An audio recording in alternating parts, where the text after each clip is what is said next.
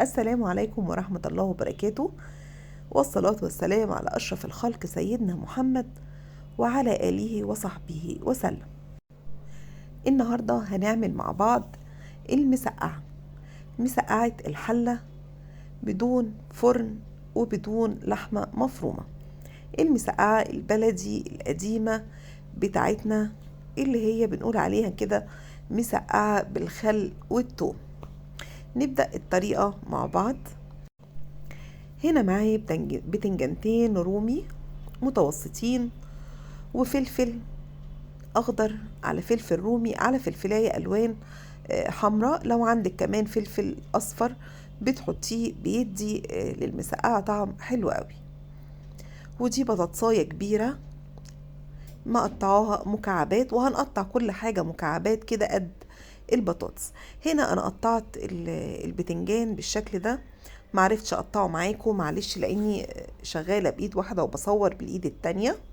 هنحطه في مصفى ونحط عليه رشة ملح حلوة كده، ونسيبه ينزل المية بتاعته.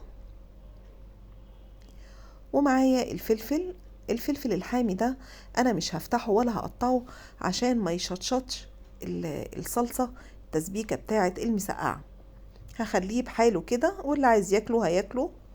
والفلفل الالوان هقطعه برضو مكعبات قد البطاطس وقد البتنجان في نفس الحجم تقريبا. ونفس الحكاية الفلفل الرومي هقطعه برضو بنفس الشكل. يا حركاته، هنقطع كله نفس الحجم تقريبا كده. كل حاجة جاهزة. والبتنجان انا لسه حطاه في المصفى عشان ينزل ميته، هسيبه هقليه اخر حاجة. اول حاجة هنزل بالبطاطس في زيت سخن طبعا، تتحمر بالشكل ده ما تغمقش، يا دوبك تاخد لون كده ونطلعها. وبعدين هنحط الفلفل زي ما قلت لكم، هخلي البتنجان اخر حاجة عشان يبقى تخلص من كل المية بتاعته.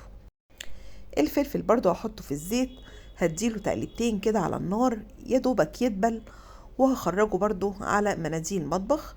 مهم جدا يا جماعة عشان اي زيوت تمتصها مناديل المطبخ. اخر حاجة احمرها البتنجان ياخد اللون الجميل ده، وبرضو هطلعه كده. مكونات المسقعة تمام. هعمل بقى الصلصة بتاعتها.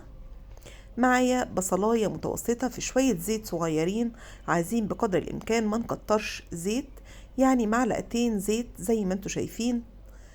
هنحط فيها بصلاية انا مقطعها متوسط تاخد لون تصفر كده، وهننزل بمعلقة توم حلوة كده، توم مفروم طبعا.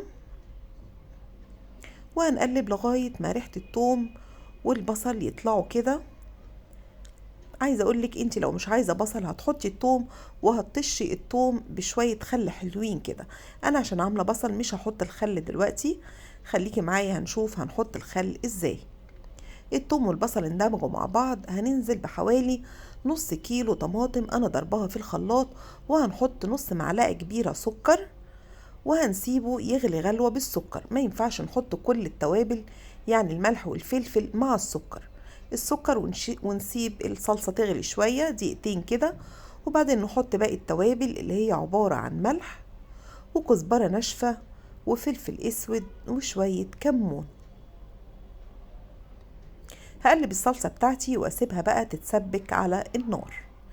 هي كده اتسبكت خلاص، هطفي عليها واحط لها يعني 3-4 معالق كده خل.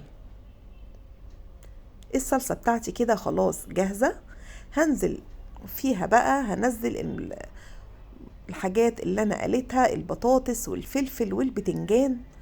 هنزل بكل الحاجات دي بعد تقريبا ما تصفوا خلاص على مناديل المطبخ، وهسيبها على نار هادية كده يعني حوالي 10 دقايق عشان تشرب من الصلصة. اول ما حجمها يقل كده احس الصلصة حجمها قل، هطفي عليها. هي كده جاهزة معايا. بس خلاص كده معايا احلى طبق مسقعة هتاكليه في حياتك، مسقعة بالخل والثوم بدون لحوم وبدون فرن، عملناها على البوتاجاز من فوق. طريقة سهلة وبسيطة دي طبعا مع رغيفين عيش كده، يا سلام على الجمال، حقيقي حلوة قوي.